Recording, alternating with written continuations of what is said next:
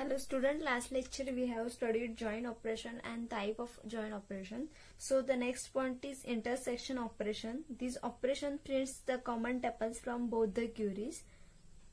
This operation identifies all the common tuples in the resultant and of the both the queries and print as the final result. It does not eliminate the duplicate tuples in the resultant relation. Intersection operation मध्ये काय केलं जातं की common जे आपले tuples असतात दोन relations मधले ते एक्झिक्यूट करून ऍज अ रिझल्ट म्हणून डिस्प्ले केले जातात आणि यामध्ये जो डुप्लिकेशन असेल तर त्याचा म्हणजे डुप्लिकेट आपला डेटा जर असेल तर तो इलिमिनेट केला जात नाही, जो जसंच्या तसा डिस्प्ले केला जातो टेबल फॉर्मॅटमध्ये. ठीक आहे. सिंटॅक्स काय आहे बघा तुम्ही. Syntax relation algebra expression 1 union. आपण युनियन मध्ये बघितलं तोच युनियन मध्ये अपोजिट असतो यू असतो आणि इंटरसेक्शन मध्ये अपोजिट आहे त्याच्या अँड एक्सप्रेशन 2 दोन एक्सप्रेशन लिहायचे आणि त्यामध्ये इंटरसेक्शनचा जो हा सिम्बॉल आहे तो यूज करायचा. आपण एक्झाम्पल कन्सिडर करूया. दोन रिलेशन्स घेतलेत मी. एक आहे आर, टेबलचं नेम आहे, आणि दुसरा आहे एस. आर मध्ये डेटा आहे ए एंड बी, ऍट्रिब्यूट्स आहेत त्याचे. त्यानंतर त्याच्यामध्ये जो डेटा आहे तो बघा अल्फा 1, अल्फा 2, बीटा 1 आणि एस मध्ये आहे अल्फा 2, बीटा 3. मग इंटरसेक्शन मध्ये काय केलं जातं, जे कॉमन टपल्स आहेत, टपल्स म्हणजे काय तुमचे रोज, कॉमन जे टपल्स आहेत ते रिझल्ट म्हणून तुमचं शो होणार, आउटपुट म्हणून शो होणार. सो या एक्सप्रेशनचा रिझल्ट काय असणार आहे, आर इंटरसेक्ट एस. मग या दोघांमध्ये जे कॉमन्स आहेत ते शो होणार. तुम्ही बघू शकता या दोघांमध्ये फक्त एकच रो कॉमन आहे, एकच टपल कॉमन आहे, ती म्हणजे अल्फा 2, अल्फा 2. सो याचा आन्सर काय येणार,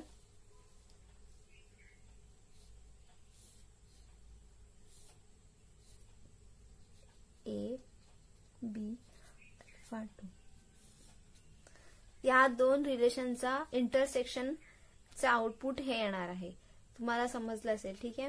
then next point is difference operation. This operation prints uncommon tuples from the first query, but not from the second query. It eliminates the common tuples from the resultant query 1 and which occur the result of the query 2. Difference operation मध्ये काय केलं जातं, जे uncommon tuples आहेत first query मधले ते जे आहेत ते शो केले जातात. इंटरसेक्शन मध्ये काय केलं जातं, जे कॉमन टपल्स आहेत ते शो केले जातात अँड डिफरन्स मध्ये अपोजिट आहे, जे अनकॉमन टपल्स आहेत फर्स्ट क्युरी मधले. फर्स्ट क्युरी म्हणजे काय ते तुम्हाला पुढे सांगते मी. त्याचा सिंटॅक्स बघा. रिलेशन एक्सप्रेशन फर्स्ट मायनस हा सिम्बॉल आहे डिफरन्सचा अँड रिलेशन एक्सप्रेशन नंबर 2. ठीक आहे. यामध्ये दोन तुमचे जे रिलेशन असणार ते येणार आहेत. त्यासाठी आपण एक एक्झाम्पल कन्सिडर करूया. आर अँड एस हे आपले दोन रिलेशन आहेत, सेम जे मागे घेतले होते मागच्या प्रॅक्टिस. आर अँड एस त्यामध्ये दोन आपले ऍट्रिब्यूट्स आहेत A and B. Same data आहे अल्फा 1, अल्फा 2, बीटा 1. इथे सुद्धा अल्फा 2, बीटा 2. यामध्ये काय केलं जातं, अनकॉमन टपल्स जे आहेत ते फर्स्ट क्युरीमध्ये. फर्स्ट क्युरी म्हणजे आपले फर्स्ट मध्ये काय आपण आर घेतोय. सो आर इथे बघा, आर आपली ही जी फर्स्ट क्युरी आहे. सो यामधले जे अनकॉमन आहेत, जे एस ला कॉमन नाहीये, तेवढाच डेटा तुमचा जो आहे तो यामध्ये शो केला जाणार. मग अनकॉमन कुठला आहे, अल्फा 1 इथे आहे का, हा अनकॉमन झाला. बीटा 2 हा आहे त्यामुळे हा येणारच नाही अँड बीटा 1. सो या एक्सप्रेशनचा आउटपुट काय असणार आहे, अनकॉमन जे क्युरीज आहेत, अनकॉमन जे टपल्स आहेत ते इथे शो केले जाणार आहेत. सो याचा आउटपुट असं येणार अल्फा 1, बीटा 1. यामध्ये बघा uncommon tuples from the first query but not from the second query. First query मधले जे अनकॉमन आहेत ते शो केले जातात, सेकंड क्युरी मधले नाही. सपोज एस आधी असता आणि आर नंतर असता तर अनकॉमन काय असणार असतं, बीटा 3. मग याचा आउटपुट सपोज अपोजिट असतं, एस मायनस आर. मग याचं आउटपुट येणार होतं A B and beta 3. Beta 3. Uncommon tuples from first query. म्हणजे डिपेंड करते की तुमचं फर्स्ट रिलेशन कोणतं आहे, त्या फर्स्ट रिलेशन मधले जे अनकॉमन आहेत सेकंड रिलेशनशी तेच तुमच्या आउटपुटमध्ये डिफरन्स ह्या ऑपरेशनमध्ये शो केले जातात. ठीक आहे. So the next point is relational calculus. आपण आतापर्यंत रिलेशनल अल्जेब्रा शिकत होतो which is an procedural language. Procedural language मध्ये काय केलं जातं की आपल्याला कुठचा डेटा पाहिजे आणि तो डेटा आपण कसा मिळवायचा ह्याची इन्फॉर्मेशन दिलेली असते. But relational calculus it is a non procedural query language. यामध्ये काय आहे की आपल्याला सिस्टीम मधला कुठचा डेटा घ्यायचा आहे याची इन्फॉर्मेशन तर दिलेली असते, पण तो डेटा कसा घ्यायचा ह्याची इन्फॉर्मेशन नॉन प्रोसिजरल लँग्वेज मध्ये दिलेली नसते. सेम वे तुम्ही कन्सिडर करू शकता सी अँड C++ हे तुमचे प्रोसिजरल लँग्वेज आहेत. त्यामध्ये तुम्ही काय करता की तुमचा डेटा कुठला डेटा तुम्हाला फाइंड आउट करायचा आहे आणि तो डेटा तुम्ही कसा घेणार आहात त्याची इन्फॉर्मेशन तुम्हाला प्रोव्हाइड केलेली असते. इव्हन आपण प्रोव्हाइड करतो. बट नॉन प्रोसिजरल लँग्वेज मध्ये वेगळं आहे. नॉन प्रोसिजरल लँग्वेज मध्ये काय केलं जातं की डेटा कुठचा आहे त्याचीच इन्फॉर्मेशन म्हणजे त्याचीच जी काही क्युरी आहे ती दिलेली असते आणि तो डेटा आपण कसा मिळवायचा ते आपल्यावरती डिपेंड असतं. So relational calculus is a non procedural query language. The relational calculus tells the system what data to be retrieved but does not tells how to be retrieved it. म्हणजे तुमचा जो data आहे तो तुम्ही कसा रिट्रॅव्ह करायचा याची इन्फॉर्मेशन ती रिलेशनल कॅल्क्युलस मध्ये दिलेली नसते.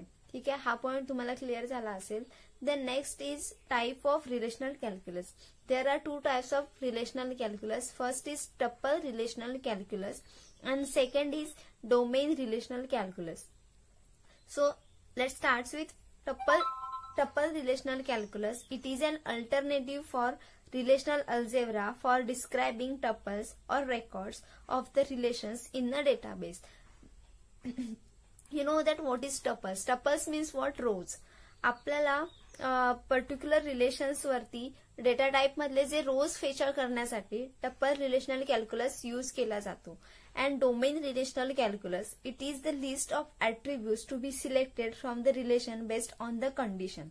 यामध्ये काय केलं जातं पर्टिक्युलर्स आपले जे ऍट्रिब्यूट्स असतात for example name, age, address, phone number this is your attribute. So domain relation calculus मध्ये काय केलं जातं ऍट्रिब्यूट्स थ्रू तुमचे ज्या कंडिशन्स आहेत ते अप्लाय केल्या जातात आणि त्याच्या थ्रू तुमचा जो डेटा आहे डेटाबेस मधून तो फेच केला जातो. त्याच्यासाठी काय यूज केलं जातं domain relational calculus. And tuple relational calculus only use for rows. म्हणजे रो वाईज तुम्हाला जो डेटा आहे रो मधून पर्टिक्युलर रो रेकॉर्ड वरती कंडिशन टाकून पर्टिक्युलर ती रो फेच करण्यासाठी टपल रिलेशनल कॅल्क्युलस यूज केला जातं. ठीक आहे. एक तुम्हाला जर समजलं नसेल तर एक्झाम्पल घ्यायचं झालं तर दिस इज अन टेबल. हे पर्टिक्युलर रोज अँड कॉलम्सचं टेबल आहे. सो टपल रिलेशनल कॅल्क्युलस म्हणजे काय ही पर्टिक्युलर जी टप्पल्स आहे सपोज तुम्ही एखादी कंडिशन दिली आणि तुम्हाला फक्त टप्पल पर्टिक्युलर एकच टप्पल फेच करायची असेल तर टप्पल रिलेशनल कॅल्क्युलस यूज केलं जातं. अँड डोमेन रिलेशनल कॅल्क्युलस काय आहे पर्टिक्युलर तुमचा जो डेटा आहे नंबर ऑफ जो डेटा एंटर केलेला असणार आहे सपोज नेम असेल, ऍड्रेस असेल, एज असेल, मग तो जो फेच करण्यासाठी पर्टिक्युलर डेटा तो फेच करण्यासाठी ऍट्रिब्यूट वाईज फेच करण्यासाठी काय केलं जातं डोमेन रिलेशनल कॅल्क्युलस हा यूज केला जातो. काय सो आपण पुढे पॉइंट बघूया. त्यामध्ये first is tuple relational calculus.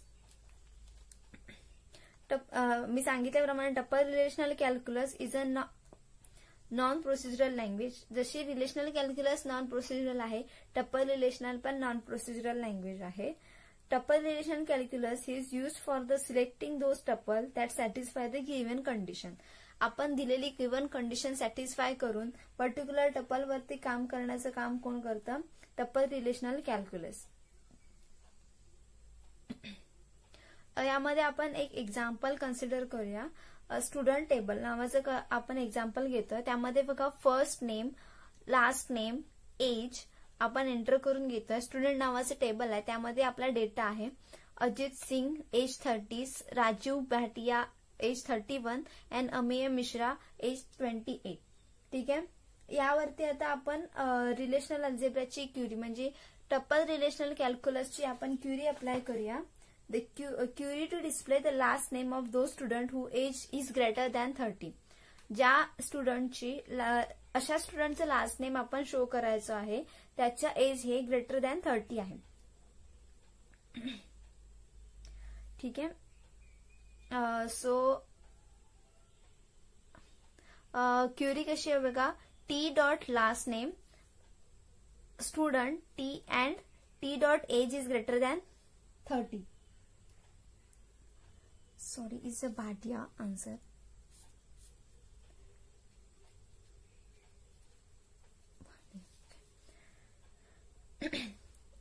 So इथे बघा, T means what, tuple, particular tuple. Dot last name हे तुमचं काय आहे, पर्टिक्युलर आपल्याला फक्त त्या माणसांचा लास्ट नेम पाहिजे. सो फर्स्ट पार्ट काय, सेकंड पार्ट काय, we define the condition. Second part मध्ये बघा हे तुमचं काय, दोन पार्ट केलेले आहेत. हा फर्स्ट पार्ट आहे, हा सेकंड पार्ट आहे. सेकंड पार्ट मध्ये काय केलंय आपण, टेबल नेम दिलंय, आपला स्टुडंट टेबल नेम आहे, अँड ही कंडिशन दिली आहे. अँड काय दिलंय, कंडिशन, जी कंडिशन आहे ती म्हणजे आपल्याला